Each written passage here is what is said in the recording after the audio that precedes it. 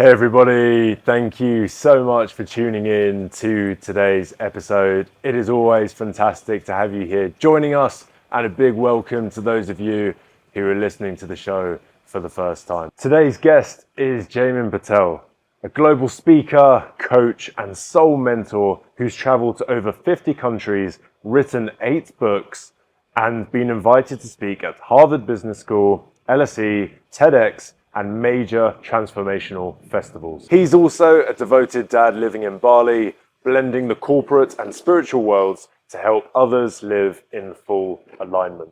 In this episode, we unpack growing up with traditional parents, navigating expectations and identity, early celibacy and regrets, and how that shaped his relationship with intimacy and love, falling in love again after a period without, and the therapeutic journey that followed heartbreak, mind-altering revelations at Burning Man, and transformational festivals, his awakening to deep connection and spiritual growth. We also explore supporting others to build intimacy and overcoming loneliness by healing internal wounds, building a life of total alignment, how he crafted a purpose-driven existence, speaking professionally, writing books, and creating transformational retreats, breaking into the speaking circuit and publishing, and how the release of his work accelerated his career trajectory, and meditation, plant medicine, retreats, and the practices that simply grounded his life journey. Join us for a deep dive into Jaymin's transformational path,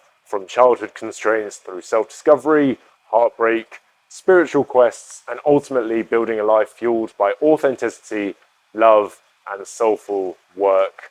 What an inspiration Jaymin is. I can't wait for you to listen to this one. We packed so much in this episode, and I feel as though we only really just got started. So we'll definitely be doing a part 2, 3, and 4, as many as we can, because there's so much to unpack from Jaymin's work and his story. Do please let me know your thoughts on this one. If you could kindly like, share, and leave a review, and subscribe as well, that would be super helpful, and it means that we can reach more men who are navigating their journey. Thank you so much. I'm Harrison, and this is the Growth Voyage podcast. Enjoy.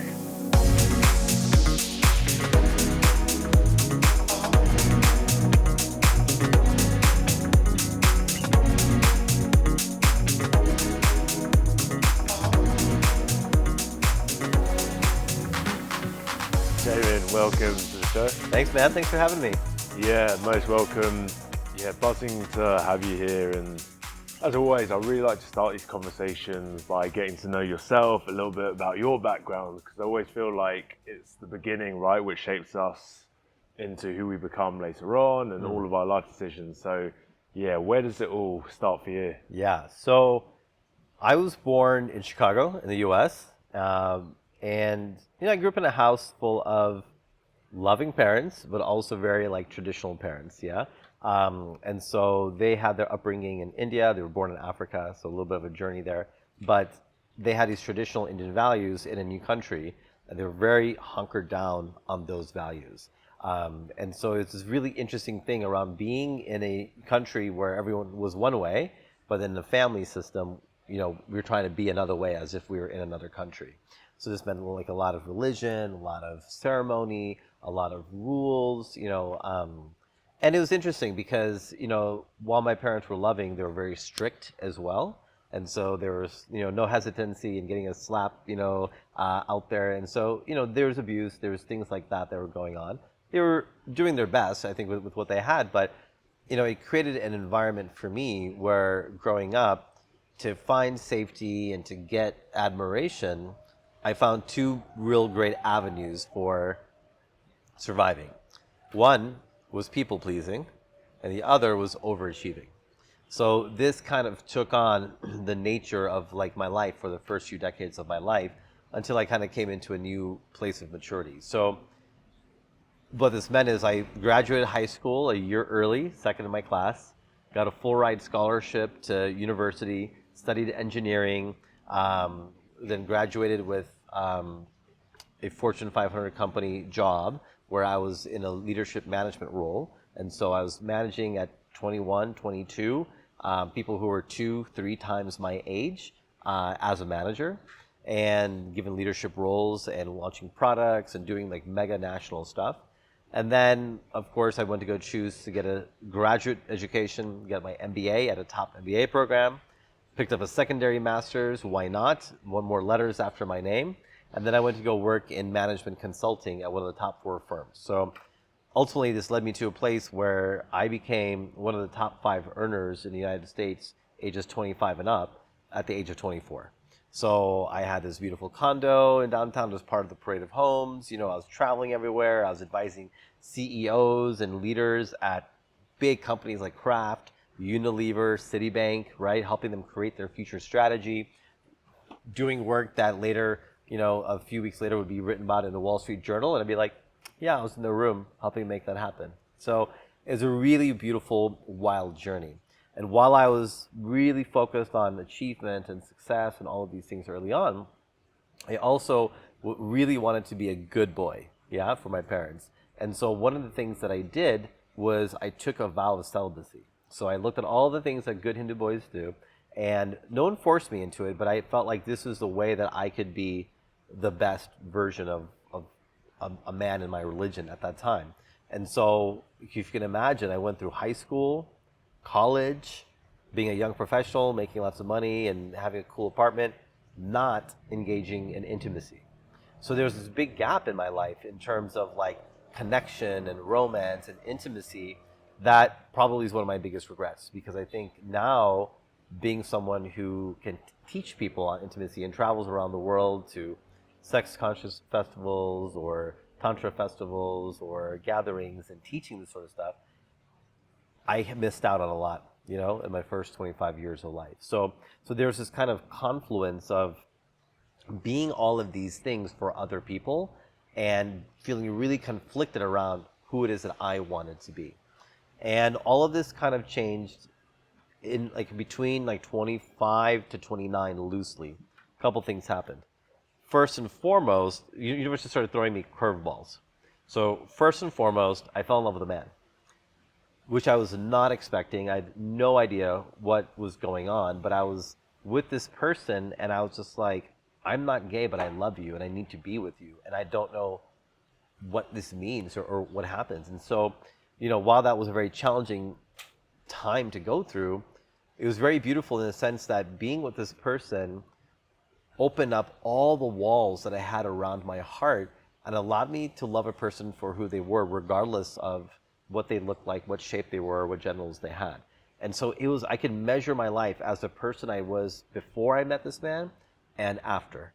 So it was a huge change in my ability to actually come into intimacy and be in a place of non-performance, non-judgment, and all of these things that I really bring into the work I do around sexuality today, which is helping people have more profound intimacy, right? Like, that's what I want. I want people to expand their sex and just be able to not have these fears. And I mean, the whole concept of being with a man I had so much fear around it, and rejection, but something in my heart put me through. And I said, well, if I can do that, I can be with any person regardless of who they might be. So that was number one. That was a big change. Then that relationship sadly ended, and I was heartbroken.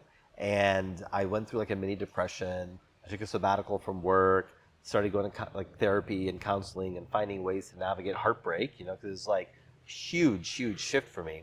And it was around the time that I went to Burning Man for the first time. And, Burning Man is this amazing festival in Nevada where people come together and you're radically self-expressive and radically you and radically everything you want to be. And I went and I just had this moment of being like, wow, everything that I do here can be accepted. And it felt like I was been pulled back with this tension into being someone that I wasn't and trying to hide it and work around it. And I just went ding. And I went in a direction where I said, there's no way I'm not living this all the time.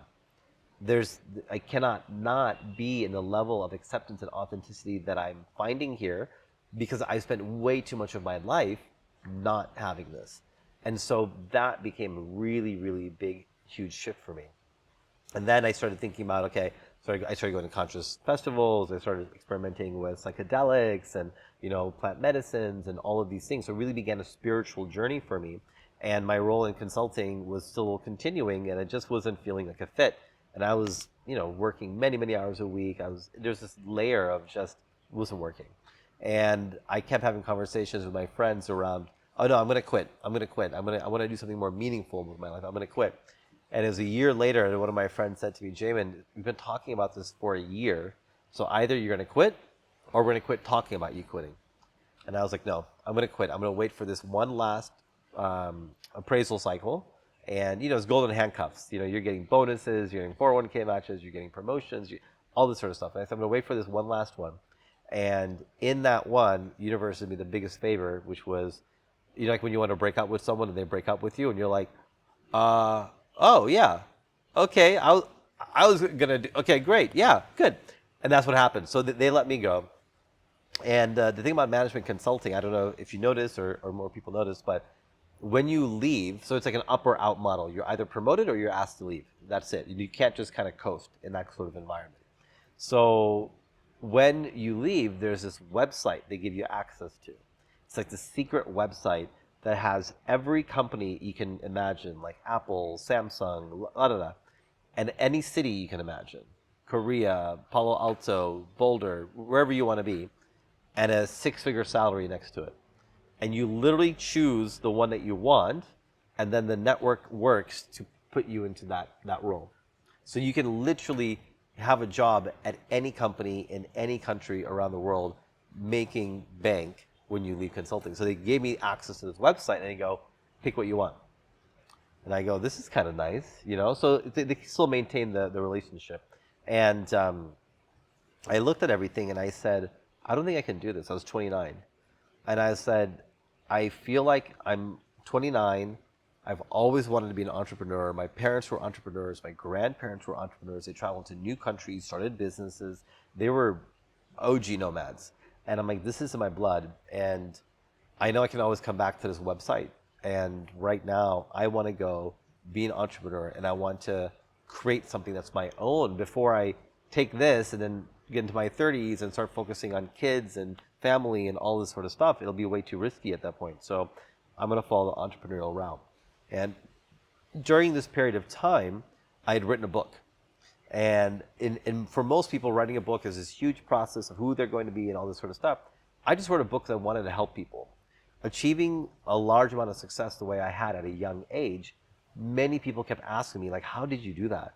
Like, how did you get into these firms? When, to give you context, one of my friends at the business school that I went to, who joined the exact same firm, exact same role, when I was 24, was 31. So he had 7 more years of experience than I had, and we were in the same role. So most people were kind of around his age bracket, and I was definitely in the youngest to do this. So, and I realized that I had done this through networking. I had gone through business school. I wasn't getting a lot of attention. I was getting rejected. People were like, oh, you don't seem to have a lot to offer. You're too young. And I was not about to accept that reality. And I said, no, you need to know I bring everything to the table. I'm in the same program, pay the same tuition as everyone else to be here, went through the same application process. I'm going to make myself known. And so I started changing the way I was networking. Very specific, very strategic changes to the way that I was building relationships and connecting with people. And before my business school year ended, I had actually landed an offer to interview with like every company that I had targeted.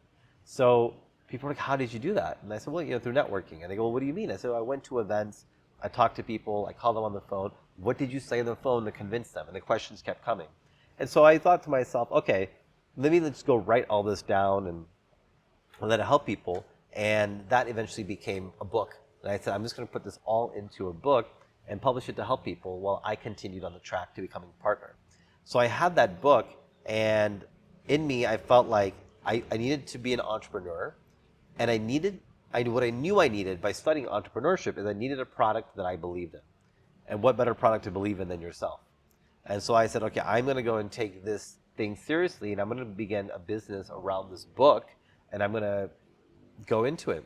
And sure enough, the universe puts me on a plane with this guy from a business school that was right next to the school I went to.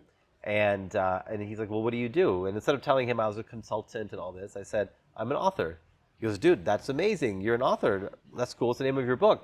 And I said, well, my book is called The MBA Guide to Networking Like a Rock Star. He goes, dude, I'm an MBA. I go, dude, I know. This is why I'm telling you.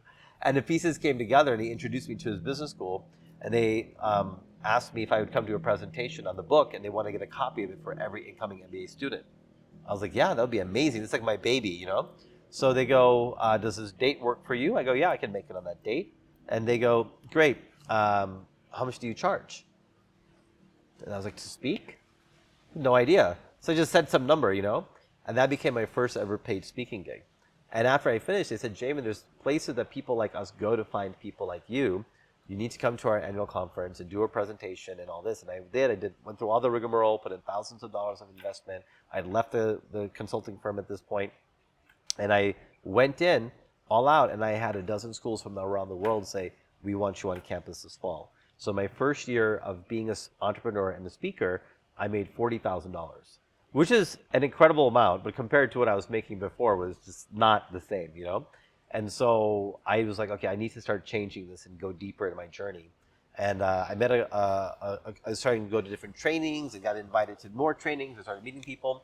And I met a coach who was a 10K investment to work with him for a year. And I was like, I only made 40K in cash this year, but I feel like I need to do this. And so I put it on the card. I went full in, fully committed, and tripled my business into a six-figure business in the first 14 months.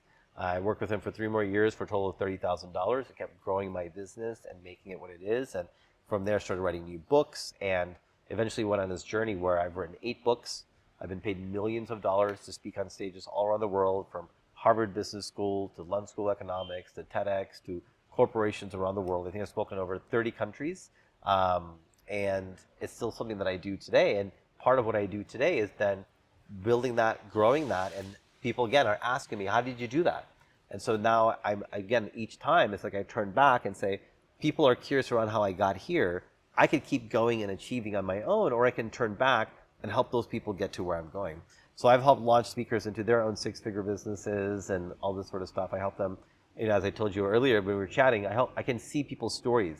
And so I help them take that story, put it into a signature talk that they can help them outbook and other speakers and get rebooked over and over again. So there's some secrets to the speaking industry. ChatGPT could help you put together a keynote. That's going to be nice. How do you get rebooked over and over again? How do you outbook other speakers who are being considered for the same role? So this is the kind of mentorship that I do with people to help them bring their voice into the world. I create these summits called the Global Possibility Summit. We've done 3 of these so far in the US and in Bali, and have over 30 speakers who have worked with me to get their story, put it into this 8-part structure, and then bring it to the world on the stage where I, you know, that's the scary thing. It's almost like a soul initiation. And so I create this beautiful container for them to bring who they are into the world. To me, the Global Possibility Summit is a stage where you show the world who you are. Because when you show the world who you are, that's where people get to connect with you, they buy from you, they trust you, and they will follow you and be in your world. And people are out there trying to be impressive and trying to be like, oh, what should I say that will be impressive? And what I want people to do is to know that they can get paid to be on stage to be real. And that journey of being real is part of what my journey has been on the personal development side. If you imagine, I'm in my late 20s, early 30s. I'm doing a speaking tour for 4 months a year. I have 8 months off. I'm making multiple 6 figures a year in those 4 months. I have all the time and all the money that any young man could ask for. But it was before coaching industry became what it is today. This is 12 years ago, right? And so I was pretty lonely. Like I just, you know, all my friends who had money had no time. All my friends who had time had no money. It wasn't as easy to find these other, the nomad lifestyle, digital nomad stuff, you know, had not really taken off to the extent it is right now. So I just spent a lot of my time going to retreats, going to work one-to-one with people, and took most of the money I made and took about $500,000 and invested it back into receiving coaching. And my journey on that side has brought me to this place where I live life in a very different way than most people. You know, I work maybe 4 or 5 hours a week, have a really robust business, support a large client load, have a team of people, spend most of my time being a dad, traveling around the world, helping people have more profound intimacy, and then coaching people on how to create their voice into possibility for the world around them, or to do the inner work in what I call the fully lived method. And so this is kind of the piece that's the most interesting for me is in my journey, getting all this coaching from like mainstream Tony Robbins sort of stuff to really obscure, stuff here in Bali, to traveling to 80 countries and experiencing indigenous wisdom and local traditions and that sort of wisdom, plant medicine, psychedelics, everything. When you put all this together, and also my journey in Tantra for the last 7 years. So this kind of weaving together all the answers that we need to be in a state of being in our creator, living life fully lived exist. However, they're not all in one place. They live in this, like they've been scattered. So by being able to go through this big swath of things over 12 years, I had a minimum of 2 coaches at all periods of time. Working, I just see someone whose essence is shining. I go, I need to work with you. Like the way you move, the way you dance, the way you speak, the way you lead, the way you make love. Something is there, and I want to understand this. Let's go. So I've been able to learn all these things, and I sat down, I saw all of these things exist, and I put them into the sequence. My engineer brain kind of just put it into a sequence, and I saw there were gaps. And I meditated, worked with plant medicines, whatever, to come in and fill these gaps as well. And I have this methodology. And this methodology, I call it the fully lived method, is something I've been teaching for 4.5 years now. And dozens of people have gone through it. And it's one of the only programs I know that has a 100% success rate. Every time people learn this, they make this shift in their life where they're kind of wanting A, but they're choosing B. And now they're able to go for A. They're able to go for what they really want. They're able to go from numb, disconnected, distracted, anxious, overwhelmed into this belief that everything is possible. And people will join this program and they'll say, Jaymin, I'm not going to join because I've done everything. And even if I join your program, I'm afraid I'm still never going to fall in love. And 3 months into the program, they're in a relationship. People have manifested cabins on the lake, doubled their business from $250,000 to $500,000, found love again. I mean, the wildest stuff, right? It begins to feel like miracles are occurring every day. And so my world kind of revolves around these things. What I say to people is that I love making money, I love making love, and I love being a dad. How can I help you? Because these are the things that I've just taken time to really master, because when I was young, I didn't get to do it my way. And I was doing things for other people. And I just realized you don't have to grind. You don't have to build a business that scales. You got to build a business that lets you scale your life. And you got to find the avenues and this practice, fully lived method. I look at it like yoga or meditation. Yeah. So like when you do yoga, it works. When you do meditation, it works. When you go to the gym, it works. Like it just happens. So in the same way, I found that over this last 4.5 years, it's worked every single time to 100% success rate. So all people need to do is use these practices, and they come into what I call the fully lived frequency, right? That frequency where everything feels possible. And that's really the main work that I do, is taken all of these things that people may want to do, building a business that scales your life through speaking, coaching, writing a book, being in your essence, getting paid to be you, ultimately, because you know who you are and you know how to teach who you are. That is the essence of life, because when you do that, it's easy. It's a few hours a week. You don't have to prepare it. You just show up. And then you get paid for that, and you get to focus on the life that you want to live, making beautiful love, having profound intimacy, traveling to different universes through lovemaking, spending time with your kids, traveling. Like, I spend 8 months of my life traveling. I live in Bali, tropical paradise, but I spend 8 months of the year still traveling from Bali to all over the place. And I think this is the kind of life that I stand for and what I want more people to experience. And so this is kind of what brings us to where we are today. Yeah, I mean, so many different tangents we can go off there. Yeah. There were so many parts of that that I absolutely loved. I've got so many burning questions based off of that. I think it makes sense. Just rewind back a bit, right? Because again, we talk about the upbringing, and there was a lot of discipline and very traditional values. Yeah. And you got the external success from that, right? So and you could also say maybe that gave you a really strong base to then go off and find yourself and explore these parts of yourself. So looking back, do you think that part of your life was necessary? Do you think we almost need to go through, which is, I guess, a bit of a conflict to this other life that you've imagined, right? Like, it's a complete contrast, but then could you argue maybe that this first section of your life where you were living out of alignment, but you'd got the external success, do you look back at that and think hey, that gave me a really solid base to then go off and do my own thing. So I kind of needed that almost survival mode. Yeah. But then at the same time, do you see it as, okay, is it a necessary part of life to then realize that it's not for you? Do you Yeah. think do you understand sort of Yeah, the yeah, essence yeah. of the I question 100% there? agree. And I actually have a format. I believe that it was absolutely necessary for me and something I'm very grateful for and a natural thing that I regret. However, I do think in life, the way we are raised and grown up in society and everything that we receive, life is going to follow a three-part journey. Okay? The first part is success. We're all geared towards wanting success. So most of us will pursue that in a traditional way, even though it may not feel aligned, just to show that we can do it.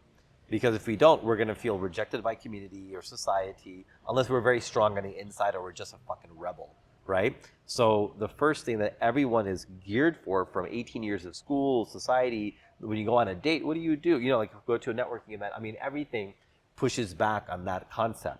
So we are naturally all going to pursue that success as the first bit. And I think everyone will have their own version of what that looks like. But at some point, that's going to feel hollow because it's not always going to come from an aligned place. In most cases, it's not aligned at all. So then what happens? So the second step is shadow, right? So then we get some clues from around us of like, oh, there's some shit inside I need to look at. There's some stuff that I've tucked away that I'm not allowing into my beautiful, all put together exterior that I is beginning to crack, and the pressure is mounting, and life is showing me, oh, I need to actually dive into this, right? And so for me, that happened when I fell in love with this man, when I went to Burning Man, and when I got let go of my job. It was like I had to look at all of the feelings and sensations and emotions that came along with that, which was really, really hard. And all of that leads me to my shadow. So I think the natural course of a human journey is that you're going to choose to go for success.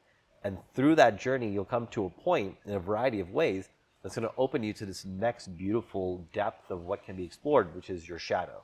This is where people come to Bali, they move here, they jump from workshop to workshop and doing tantra and breath work and meditation and yoga and and I think it's a beautiful chapter, but you can get stuck there, right? So there's something that I call TMSW, too much shadow work. And this is where, like, you show up late to an event and you're like, I'm sorry, I'm not on time. I have this trauma around, giving my time to people, and therefore I'm just here. Ha ha ha, how are you? And it becomes like this casual way that you just speak about yourself. Or you go from workshop to workshop, always getting more gold, but but it wears off in like 2 weeks. So shadow work is important. It's very brilliant, very beautiful, very valuable, but on its own can be a trap. So then you move into the third layer. So you have success, shadow, and then you have self-expression. And so what becomes more important than the shadow is a layer of I need to express myself in the fullest way that I can. What does that look like? How do I do that? Because I can keep going back and trying to look at my old self, but why am I doing that? Oh, I'm doing that because I want to be who I am. I don't want to walk around this world as a set of patterns that I learned in childhood. I actually want to know who I am before I die. Otherwise, I'm going to have some big regrets. And this is really where I love working with people, right? In the self-expression, how to find your story, how to articulate who you are, how to put a business around that so you can have financial freedom and time freedom, and you're not working for anyone else, and you're just exchanging who you are in the world for that, and then be able to fully express yourself in your sexuality, in your travel, in your dreams, with your family, in your communication, with your friendships, all that sort of stuff. So how do you go and make that happen? That's what I'm fascinated by. So to me, I think no matter what story you hear, kind of like the hero's journey, right? All Hollywood films kind of follow this hero's journey. I think in the same way, any person you look at, their life will follow these three kind of steps. They come into success in some way. They realize it wasn't what they needed, or universe gives them a flip of a switch and something occurs. They move into the shadow.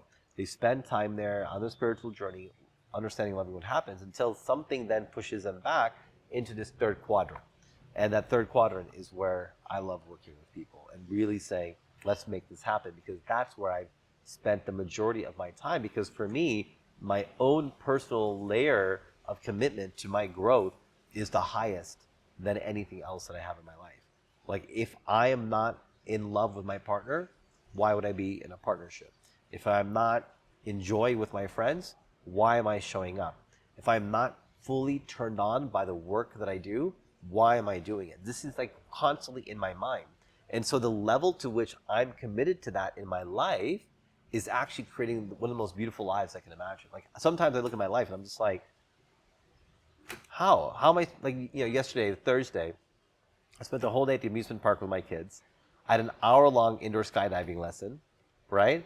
Coming here, we're gonna do a podcast. It's just like, life is wild. Like, it's just like middle of the week, this is what I'm doing. I'm trying to explain to my kids. I'm like, for us to just be here, to spend money on this, to have the time to do this, for me to not have work or calls or anything, right? This is really special, guys, and I'm trying to help them understand that, and it's interesting to compare it to the reality of most people, where they think you have to work a 9 to 5, you have to do 40 hours a week. Even if you're an entrepreneur, people are still in the grind, right? They leave the rat race of the 9 to 5, and they come into the rat race of working 12, 14 hours a day on their biz. And I'm just like, what do you do for that long? I don't even know what you could be doing for that long. Like, just create this, do that. It takes a little bit of time to set up. It takes work. Not like it's easy, but it's simple. But people are, they get into the grind in the entrepreneurship, and then they're in the same thing. And I think for most people, they're afraid of actually having the time freedom and seeing what may occur. It's too overwhelming. So it's more easy, convenient, and familiar to keep working. And so then they just keep working. And this is also where I hear a lot of men specifically be like, I'm not gonna have time for my relationship. I have to go focus on my business. And what I hear is, I'm not feeling worthy in myself to receive love, and I need to go prove myself by working really hard, because that's what's given me validation in the past. And when I have that, I'll be able to relax and actually receive the love from my partner. That's how I hear it, right? And so there's these patterns that are at play, and we need to be really aware of these patterns. Yeah, I mean, that's a super important point. I do think the awareness piece can be so tricky, because your belief system is so strong, and I can certainly relate to that in my own journey, even not even that long ago, last couple of years, where I've just been so focused on building and focusing on the mission and working. And we glorify that. Everyone's like, oh, great. It's like, oh, that's amazing. Yeah, get in the hustle. That's amazing. We all glorify that for each other. It's weird. Yeah, and again, but it's you're going to keep on feeding into that, because it's like, well, no, because hard work equals success, and like you were saying, like, equals success, equals acceptance, equals validation, equals I belong, right? We tie all those things together, because that's what happened at school for 18 years. That's what happened in college. That's what happened in everything that we've done. What do you think about resistance then? Because for me, it's always been clear, right? It's like, okay, for me, right, you've got to push your limits, otherwise you don't know where your limits are. So how do you decipher between, okay, there's going to be a bit of discomfort here to get to the next level, versus this is out of alignment? So a couple things. Push your limits is different than being at your edge. Yeah, so I just want to talk about that for a moment. People think they need to push their limits. I disagree with that now. I think you need to be able to be at your edge. So you need to know, what is my edge? Where is the discomfort? And how do I just be here? Instead of trying to push it and get through it and knock it out and make it a challenge, it's like, oh shit, I'm at my edge in intimacy. I'm at my edge in business. I'm at my edge in communication. I'm at my edge in self-expression. I'm at my edge in confidence. I'm at my edge in sports, whatever it might be. Oh crap, okay, I'm here. How do I be here and let it expand together? Versus this idea of pushing the limit and be like, oh, here I am, like, let me give it all that I got. And there's a lot of tension and push in that pushing the limit, right? Because the tension is always going to be there. And the idea is that you need to learn how to be with that discomfort. When you can be with that discomfort and be at your edge, that's the game changer. That's where everything happens. But if you're in these cycles of like pushing through the limits and then burning out, or saying, oh no, that, I'll meet someone, they'll be like, oh yeah, I'm gunning for this like 7 figures in my business. And then I'll see them a few months later, like, no, I was just burnt out, and it was this and that, and my Facebook ads weren't working, and I just said, fuck it all, And so it's a cycle of pushing the limit, burning out, pushing the limit, burning out, pushing the limit, burning out, next thing. It's exhausting, and it's crazy on your nervous system. Like, Why are we all doing that? Why are we all pushing that? Why are we all glorifying that when there's another way? And the other way is to simply be at your edge, and in an ideal case, have someone in your life who's willing to walk that edge with you. And that's what I hope to do, is that I want to be walking the edge with people who are at their edge, who understand where their edge is and say, I'm at my edge and I cannot do anything anymore right now. I need support. You're the person I want to help you. And I'm like, this is what I do. When you know you're at your edge, you've done enough work on yourself to know you're there, this is where I can guide you. If you're still meandering and finding your way, like there's tons of other coaches who can help you do that, right? And that's what's exciting for me, is to be at people's edge. When you have that awareness of like, I'm here and I don't want to push. I don't want to force. I want to expand and I still want to grow, but I want to do it as a dance with the universe. I want to interact and I want to find the ways. This is what the Fully Lived method is about. It's like, how do you unwind old patterns and do a series of practices that allow you to open up your sphere? And so, yeah, the resistance is going to be there. There's going to be natural resistance. And you know what I say to resistance? Great. You're in resistance right now? Don't do it. Your resistance is going to build. And when it builds enough, the power of the satisfaction is going to push you over the edge and you're going to go.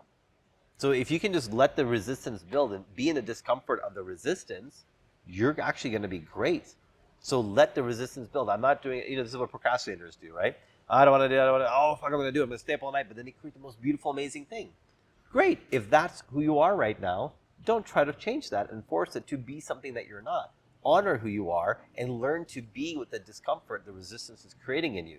And the more you can be with it, the quicker you'll turn the corner and actually create it and not have to stay up all night the night before and fuck up your nervous system, right? So this is the trick. It's actually to accelerate that moment by being with what's happening. But there's a second layer of resistance as well. This is like natural resistance, right? Like, oh, I just want to do this instead of that. Okay, if you want to do this instead of that, do that until that gets boring and this gets exciting. It's easy because you're still going to do it. You're still a responsible human being who's going to show up for what you committed to. So if you're in integrity, you have no problem. If you're out of integrity, that's a different conversation. The internal resistance to emotions is another key piece, right? So there's a second kind of resistance where it's like, I know I want to do this. Why can't I just do it? Why am I wasting my time? Why am I doing this? Why am I distracting myself? Oh my gosh, I can't do this. And we go into patterns of eating, watching porn, scrolling on Instagram. I don't have any time in 2 hours on Instagram, right? So that resistance is different. That resistance is a resistance to our emotional state. Growing up, we never were given tools to be with our emotions, right? A kid falls down. What's the first thing someone says? You're okay. No, actually, well, I'm not okay, but should I be okay? I feel really not okay, but you're telling me as my parent I should be okay. Oh, okay, so I guess I should act okay. So we learn to create this resistance to our emotions, even through loving parenting experiences who are meaning well. We actually get a signal that says, no, actually, you should not be feeling sadness and fear and pain because you fell. You should be okay. Or sometimes we'll say, oh, look at this, there's a banana. It's like we distract, right? You see this with parenting. So then they distract the kid from their emotions. It's like, so now this person is learning, oh, when I have emotions, I should go onto Instagram, I should distract, I should eat, I should, whatever. And then our patterns play out. You see this? So all of us, no matter how loving our parents were or what they knew, having given this kind of imprinting. So does it not make natural sense that as adults, when we have something big that we want to do that's full of emotions, of fear, will this work? Will I be rejected? What will happen? What if it works too well and then I am really successful and people reject me then? All of that is a huge sense of emotionality that people don't know how to be with.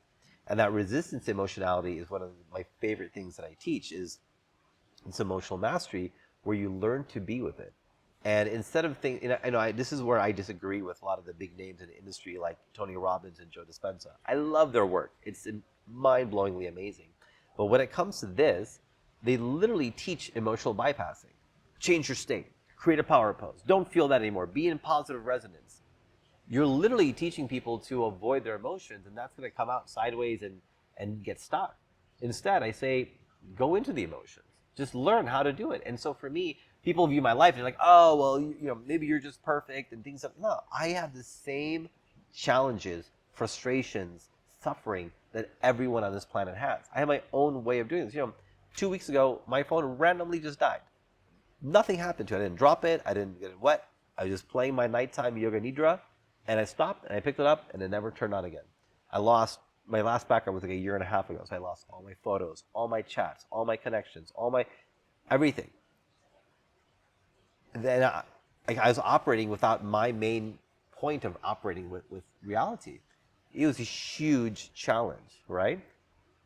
And I have to be with that. I have to be with the mega emotions, the grief, the loss of all these things that captured what I've done, the way for me to interact with people, to communicate with people, to not have any of my chat history at all, to go back and be in the memories of what we shared or posted. Everything was gone, you know? Huge emotions. Great. Well, when we have emotions in our lives, we have these kind of lighter emotions and these heavier emotions, yeah? So we have like joy, pleasure, expansion, and then we have despair, anger, sadness, shame. Imagine you're on a roller coaster. You ever been on a roller coaster where you go to the top and instead of letting go, it just breaks? Could you imagine? And it just slowly makes its way down, and then it's sitting at the bottom and it's trying to make its way up the next hill? Does that make sense? No. But this is what we're taught. We have emotional resistance to when things get challenging and things are not the way we expected, like your phone just randomly dying, and you being cut off from every communication that you are used to having. It's like, okay, fuck, this is happening. Let's dive into this emotion. Let's dive into the grief, into the despair, into this loss of connection and memory. And then let's take that momentum and come up the other side. When you learn the emotional tools to do that, what happens is the more you can be with the emotions down here, the more expanded your emotions go up here. So the more you can be with that, the more orgasm, expansion, joy, I mean, everything begins to expand at that level. So for me, I've just learned through the Fully Lived method, the ability to be in awareness of when my patterns are coming up and when I'm kind of gone the downhill, feeling comfortable with the discomfort of what's about to come, having tools and practices to know how to dive through quickly and give it all the space it needs so I'm not avoiding it and bypassing it, and allowing myself to come back out and be on the other side of whatever is there. That's kind of the magic to life, combined with a few other things. Anything is possible when you can do that.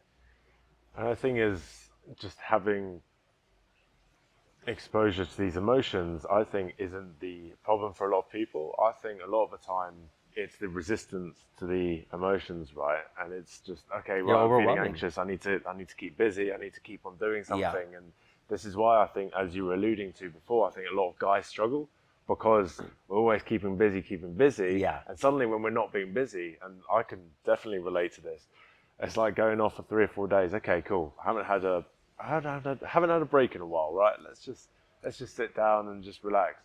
So much resistance. I'm like, oh my god, hang on a second. All this stuff's coming up, and You, I I'm should like, email this person. Oh, I haven't called my mom in a while. You know, it's like everything starts coming because we don't want to be with what's on the other side of that, right? Which is just really being with any discomfort that might be there. It's huge. It's really huge, and it's not hard. I've had people come to me. I had this person, a client of mine, who became in the C-level suite of a large company in the U.S. Lot of internal anxiety, overwhelm, like, oh my gosh, can I do this? To the point that they were getting like acid reflux. You know, like they were just like all this stomach issues and everything. And we just had one call, and I just led them through the kind of 4 layers of emotional mastery that I teach. And I just said, here we go. We're going to start re-relating to emotions. We're going to get into the charge of what's happening. We're going to meditate around these emotions and let them feel and do their thing. And then we're going to connect with them and find out what's the magic. And in one call, they're just like, oh my, and it intensified so much for them, but I held them through that, and then it dissipated. And this is the nature of emotions. And I think people don't get that. And so in one call, they went from incredible, intense, acidic, blah, blah, blah going on, like unable to this state of peace. And they're just like, is this going to last?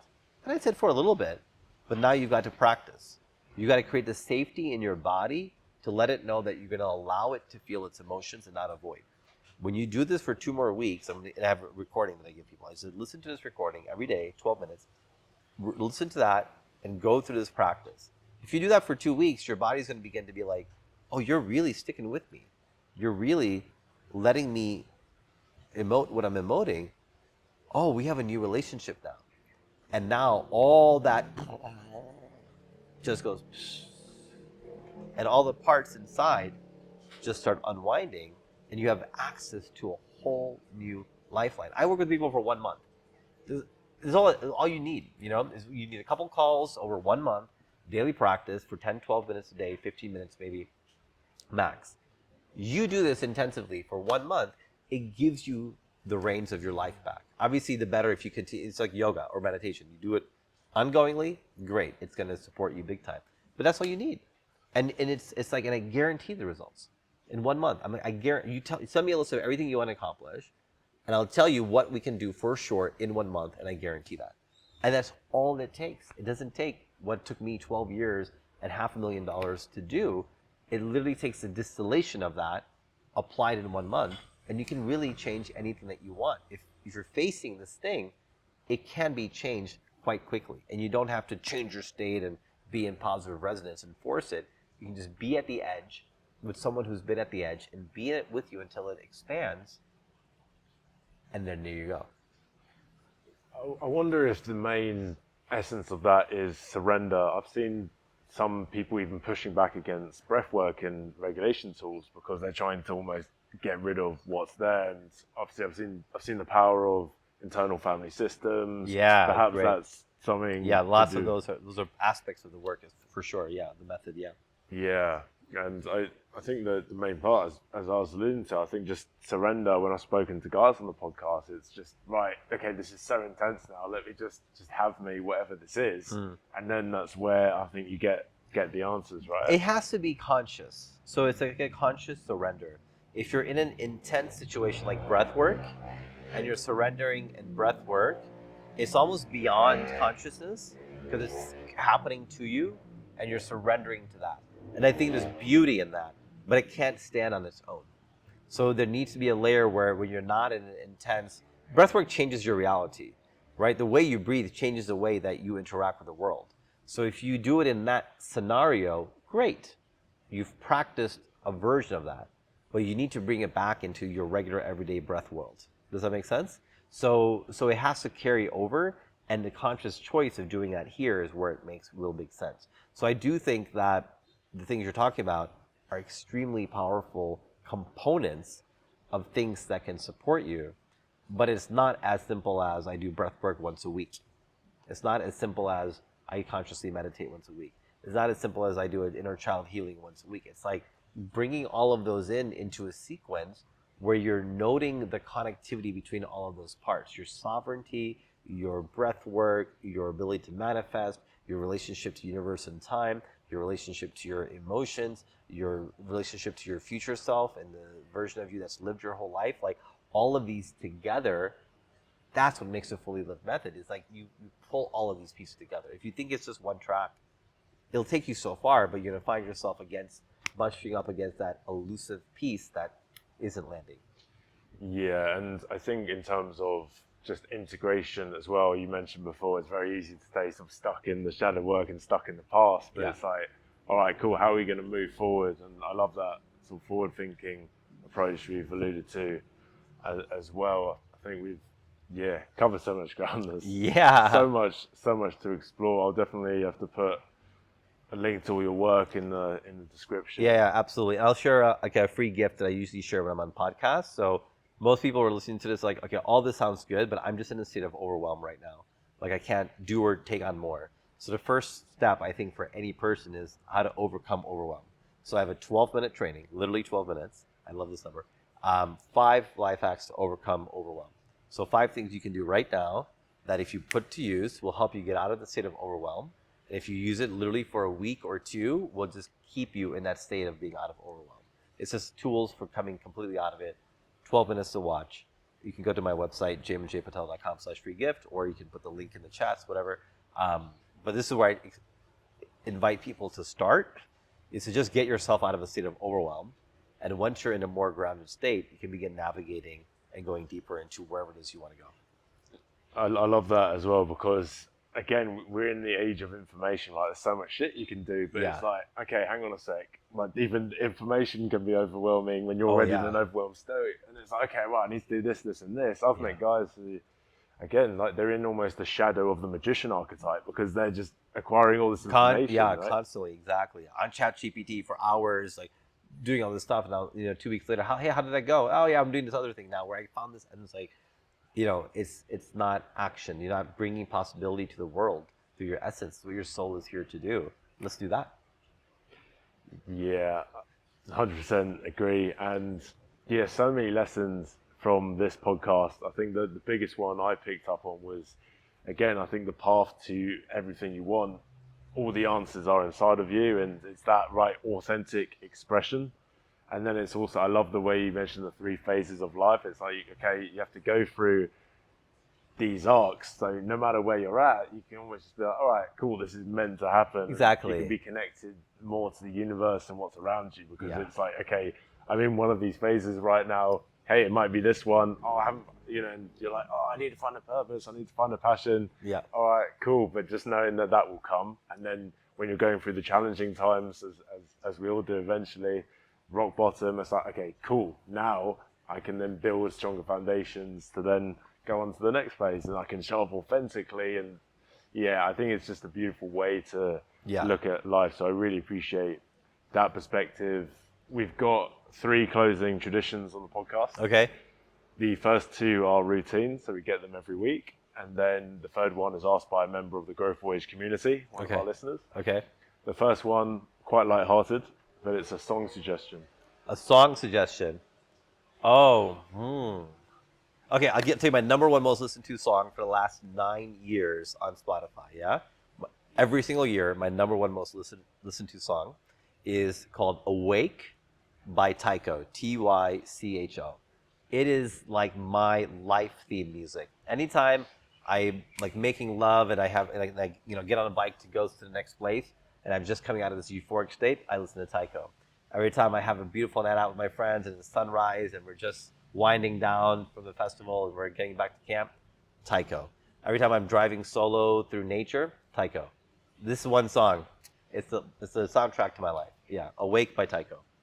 I love it, and I like that. There's that one song where you just use for everything. Yeah, I can certainly relate to yeah, that. I feel connected to the universe when I hear this. It's like, it's like it's beautiful. I'm looking forward to checking that out. Yeah. Second one is a book recommendation. A book recommendation. I'm going to give away one of the best books I've ever read.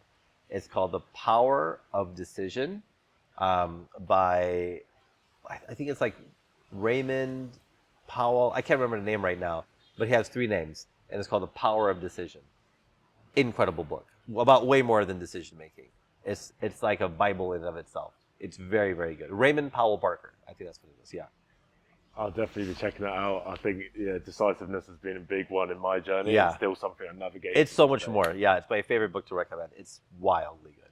And that's what I love about your approach, is that there's so many different nuances to everything. There's not just one way of doing things. Right. And tying back to what you said before, I love the way that you found someone who you gravitated towards with.